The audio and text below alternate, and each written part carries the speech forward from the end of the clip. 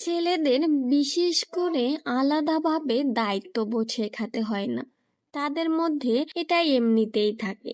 দেখবেন কোনো ছেলের সঙ্গে রাস্তার পাশে হাঁটার সময় আপনাকে ডান পাশ থেকে বাম পাশে নিয়ে আসবে, গাড়ির পাশে আপনাকে কখনোই হাঁটতে দেবে না, রাস্তা পার হওয়ার সময় আপনার হাতটা শক্ত করে ধরে রাখবে যেন আপনি ভয় না পান, বৃষ্টিতে হাঁটার সময় ছাতাটা আপনার দিকে একটু বেশি এগিয়ে ধরবে যেন আপনি ভিজে না যান, ভিড় বাসে নিজের সিটটা ছেড়ে দেবে যেন আপনি বসতে পারেন তার জন্য, সব সময় জানালার পাশের সিটটা আপনার জন্যই রেখে দেবে যেন গরমে আপনার কষ্ট না হয়।